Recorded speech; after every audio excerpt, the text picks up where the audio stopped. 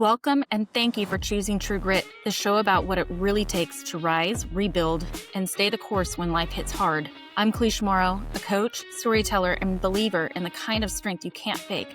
Around here, we talk about real people, real stories, and the lessons that shape us, from resilience and mindset to health and healing, because grit isn't about grinding harder, it's about who you become when you don't quit. Let's get into it.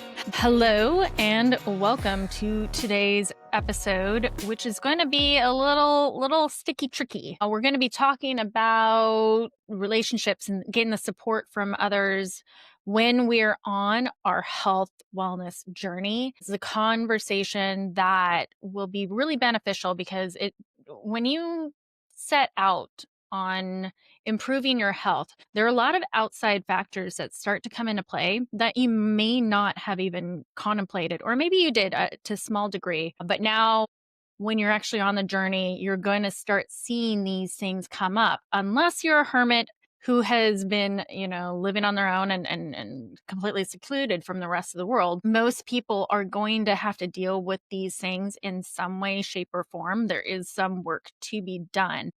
And the main groups, I'm just going to put them into groups, of the types of people you'll come across that maybe kind of those negative Nellies, we'll just call them that. They're going to be usually, friends and family, and then there'll be some acquaintances in another camp. But we'll start with the friends who are not quite understanding what you're doing. So I tend to go on and off the wagon. Like, I'll do extremes of just going, weeks, months without drinking at all. And then I'm kind of back at it and having, drinks with friends and stuff, or even going back to wine while I watch a TV show with my husband. But I tend to go through these fluctuations. I don't really have an answer for that yet, just that I know that there are times when I really want to buckle down and maybe, some things are coming up for me and I really want to take my health a lot more seriously. So I'll just completely cut alcohol out of my life.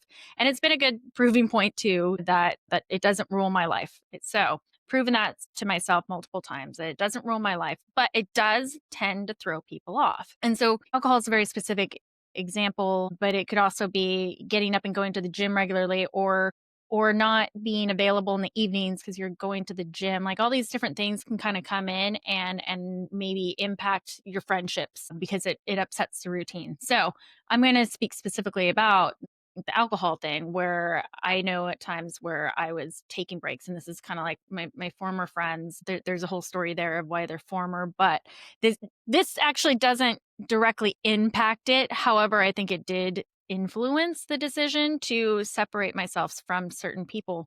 But when I would take breaks from drinking and I'd want to go hang out with my friends, and being told and judged how I'm being so boring by not drinking. And by the way, I'm not being boring. I'm being part of the conversation. I'm still laughing and joking and all these things. But when they would ask me, do you want to drink? Do you want to do a shot? Whatever. No, I'm on the wagon right now. And they just go like, how boring. But what I come to find out later on, though, after really examining it and learning more about coaching, is that it tends to be a reflection on them. Now, I know I was using alcohol specifically. I wanted to give a story to relate to. But in general, if you're going out with friends and you are choosing the healthier options on the menu, or you're dialing back on the alcohol, or you're wanting to not stay out so late because you want to get up in the morning, a lot of times the knee-jerk reaction is to call you boring. I know that other things will come up too. They'll start asking you why you're doing it in a very judgmental tone. They'll have these little comebacks of saying, well, I don't know about you, but I just want to enjoy my life. And then other like little snide comments too. It's just fascinating to witness. And in the time when you're in it, it does really suck, and you can start to second guess yourself. And that's an awful place to be. So a lot of the coaching that I'll do is also working with people on how to work through those things, and going into things with a plan, thinking of what you are going to say in those instances too is really, really helpful. But before getting into that, this is a reflection. They are seeing you as a mirror for themselves, for their own shortcomings. And there's this little bit of envy, a little jealousy that they've got going on, and that they realize that they are not being active participants in their own health. And now they are looking for excuses to give reasons for why they aren't working on themselves. So it isn't so much about you, it is more about them. In fact, it's almost completely about them. It is just them feeling that you are somehow judging them. I know I've always been petite, but I've had different fitness goals from friends of mine who might have carried more body fat on them, and they'll start to feel insecure because if I don't think my body is good enough, how do I feel about them? Which is can be further from the truth. I just have my own aesthetic goals. This is about me. I have had friends though that again where they've got more body fat, but they carry it so much better. They've got that more voluptuous figure on them. It's something that I don't have naturally. I have a short torso and narrow hips and hip dips, just more like boxy and thin, whereas other women will have that more voluptuous figure. And so I have always been like, no, I don't care that you have more body fat. In fact, like I've said to many of my friends, if I carried body fat on me like you do, I would be so much happier in my skin, to be quite honest. And so with that, I think that there's a couple different options that can be pursued. And let me caveat this. So every solution is going to be very individualized. So it's more about asking the question of what is going to work in this situation? How are my friends going to respond to certain things? Can I have an honest discussion with them? Can I tell them what my goals are and explain to them that this is about me and why I am doing this? Maybe they will resonate with your own why and not take it so personally. Sometimes, yeah, it is just having that conversation with them. For instance, when I was bartending, one particular customer, oh my God, the stories I could tell about, but he was always like needling at me, just like has always pick at something, like just wouldn't hold back and would just have to say something. And it could be really aggravating too, because he's just the type of person that will ask a question. And then as you're trying to explain things, he's already got the answer. It's really infuriating. But I know at one point I was going through kind of a gut protocol. There was a lot of things I knew that were off on my gut. I'd had some tests done and I was kind of on an elimination diet and herbs and stuff to kind of help out with that. So there were a lot of things that I couldn't eat. And even if I wanted to eat it, because I would slip up once in a while or maybe push it a little bit too much, and it would really aggravate my gut almost instantaneous while I was going through this protocol. And so I have this customer that comes in and he was following me online and he was giving me crap about, oh, you're on this diet. You can't have this because it's on the diet. I mean, so like juvenile, obnoxious. This isn't, guy in his 60s, but he's like a 5-year-old. But he was just going on and mocking me. And finally I had to turn to him and say, like, excuse me, do you have any idea about my health background? And that actually made him pause and he goes, well, no. And I explained to him, I had childhood autoimmune diseases. I am a cancer survivor. I have a lot of things that I actively have to monitor with myself as far as making sure that my health is optimal and that I'm not experiencing some really awful side effects or I guess consequences of my previous health issues, joint problems, all these different things that just makes me more susceptible, more sensitive when my health is off. And so sometimes I have to be a little bit more extreme, not even extreme. Actually, can I pause right there? Let's not use those words when we're talking about just wanting to serve our health. We just simply want to work out, move more, eat healthy, and feel good in our body. That just is seen as extreme. And we need to knock that off. Those are other things that will come up with people too. And I think I may have touched on that, where they think that you're being extreme because you're going out to dinner and you're not like having the freaking nachos. Instead, you're having the grilled salmon and some sort of delicious side, whatever. But they think that you're being extreme. But anyway, circling back to that conversation, once I was able to explain to him what was going on for me, my why, he really backed down. He went, "Oh, wow, I had no idea. I'm sorry. Okay, I'll back off." And he did for the most part. Every once in a while, he'd have a little slip up here and there, and I'd have to address it. But a lot of times having these conversations. And I know that my experience is more extreme than others, but you can still tell people, hey, look, like I've been noticing this and this has really been bothering me and I want to address it. And I would really appreciate if you supported me in it because it's make me feel a lot better about myself. I know that my quality of life is already improving. And I hope that as my friend, you will be encouraging that you'll be my cheerleader. Can you be my cheerleader? Totally flips the conversation on its head. Again, this is something that it will be very dependent on your situation, your own personal approach, how your friends are in your own situation. So you would think about how to best go about it.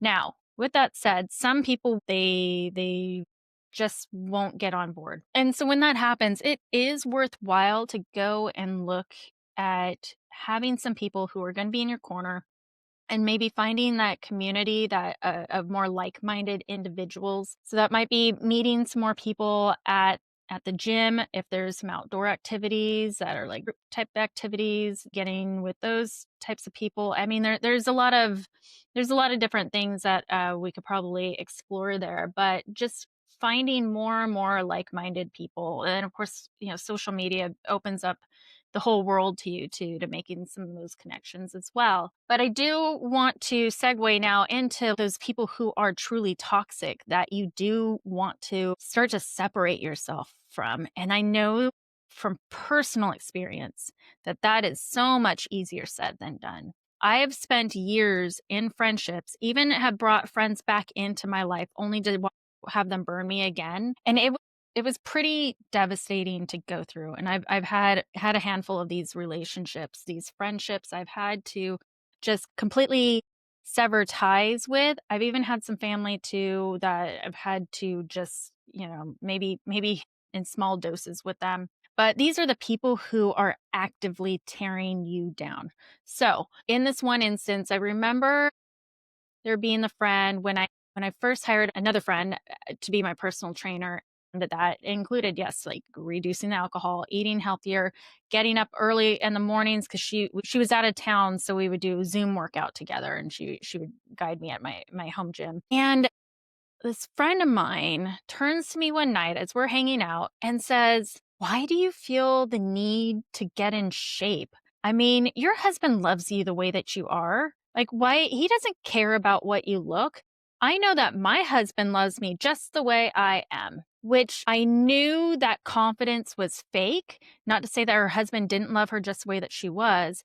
She was someone who had gone through weight loss surgery, who was struggling sometimes with how she would look in photos. I know that there was a time we wanted to go out for my birthday, and I had this thing about getting all dressed up to the nines and going to a dive bar. It's a fun thing to do. And it gives you an opportunity to go get dressed up, especially if you live in an area where there's not really much opportunity to get dressed up. So we created one.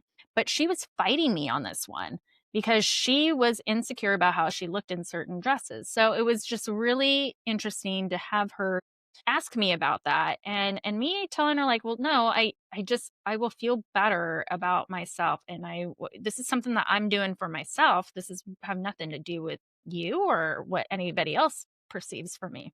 I want to be stronger. And now I know it wasn't just me wanting to be healthier that was starting to create a wedge. There was a lot of other things too, and I won't get into all of it, but there was a lot of insecurities, I believe, that were coming up, and I could tell she was actively going out of her way to hurt me in many, many situations. I had finally cut ties with her later on, thought about it again and felt really awful. We brought her and her family back into our lives, and then history repeated itself. And to this day, I'm still the bad guy in everything, and so be it. It doesn't matter to me. And I've had other relationships be kind of similar to that, where other people kind of can't get out of their own way and they start to tear you down with them. I've seen people just actively destroying their own lives, and those are the kind of toxic relationships where I'm like, get out if you can. And it sucks though, because as somebody who wants to really help people, you can't save everybody. If they aren't willing to be helped, if they don't want to fix themselves, at some point you got to figure out when to get off that ride. And I don't know when is the right time for that. That is something that you have to sit with and discern for yourself. But I know that my life, it's like going through a breakup with your friends. It is just like going through a breakup. Your whole routine changes. There are times when you want to call that person and realize, oh wait, no, I can't. It's very, very difficult. But I will say on the other side, that makes room for the kind of people you do want in your life. More time for them, more opportunities to spend with them and foster these other relationships that really fill your cup. You're looking for people who fill your cup. And when you aren't being bogged down by all of this other crazy drama, you can then in return fill their cup as well. Okay, so now moving on to the household. This one can be probably one of the trickiest of all, and something that I see come up a lot for people where they are on their journey. They're fine with keeping junk food out of the house.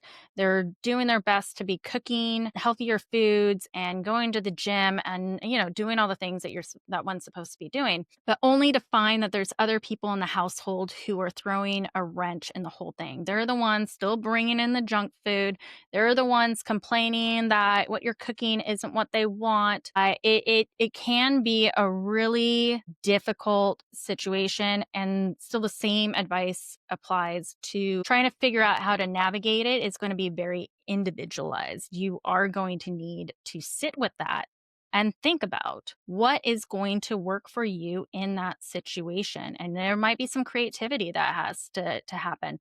There's some ideas that you can pull from from the interwebs. You got ChatGPT. Hopefully you've got a coach that you're working with too, and ones that understand like kind of habit change and all those things that will help serve you.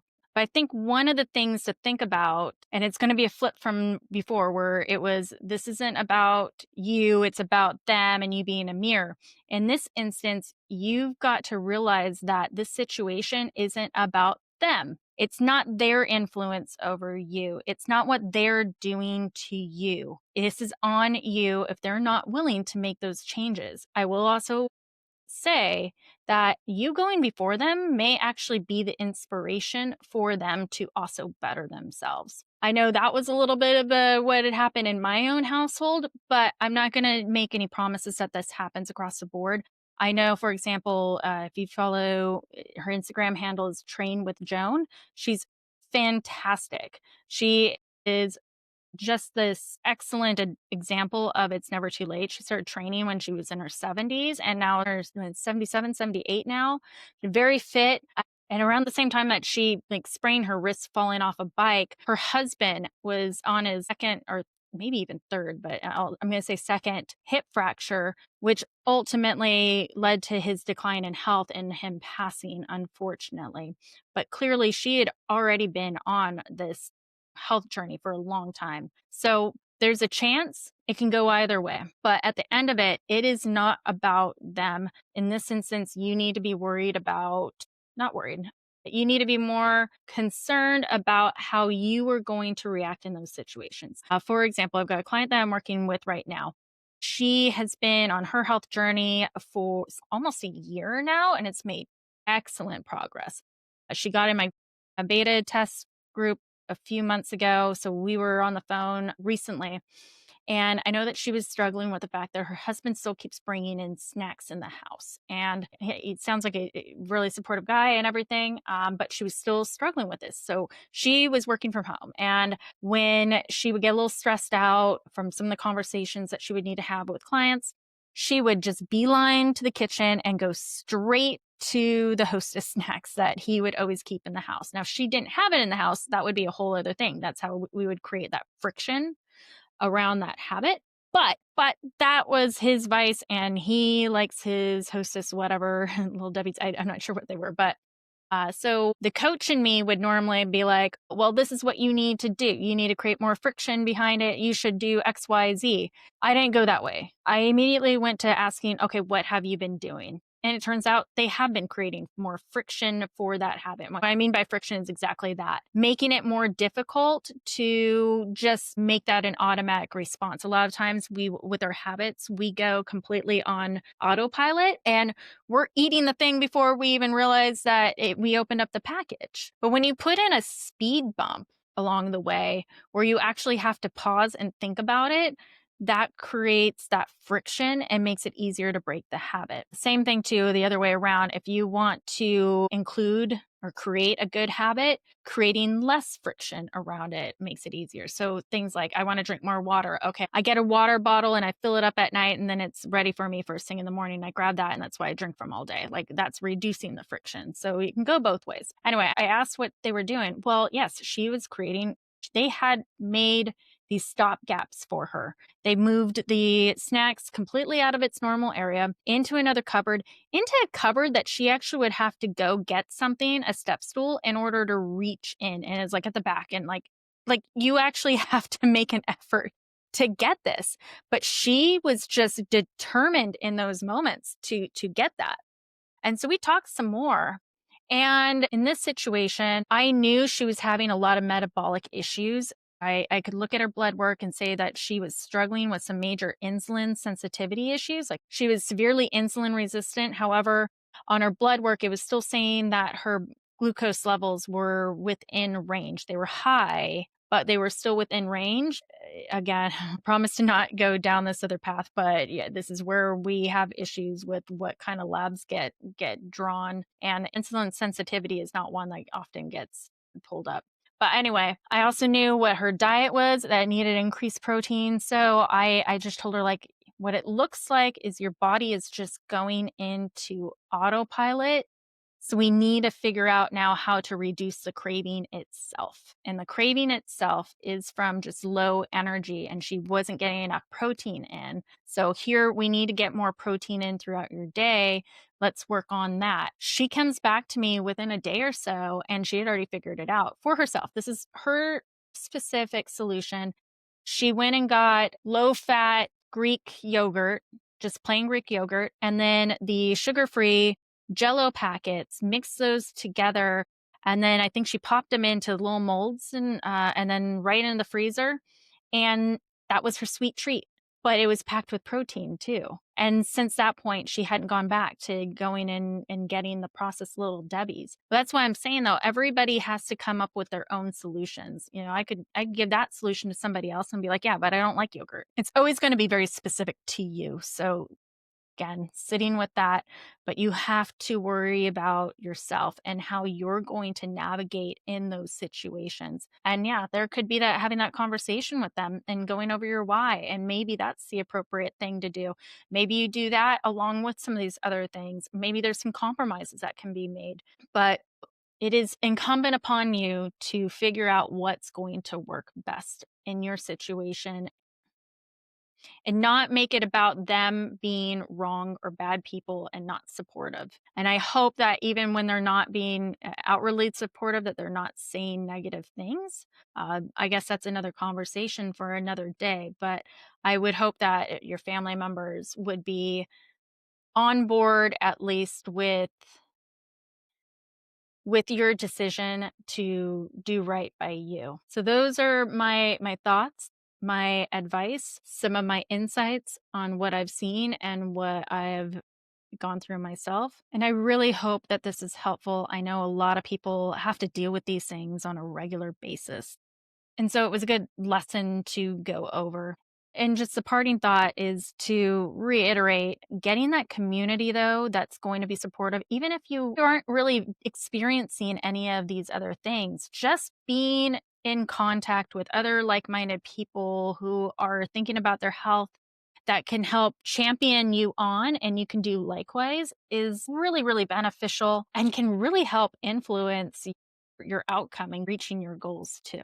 So with that, I hope you have a great rest of your day, and till next time. Thank you so much for being here on True Grit. I truly appreciate it. If this episode sparked something in you, share it, subscribe, or leave a quick review. It helps more people find these conversations. For more ways to connect, head to true-grit.fitness or come say hi on Instagram at true.grit_bold.wellness. I'll see you next time with more stories, lessons, and a little bit of grit.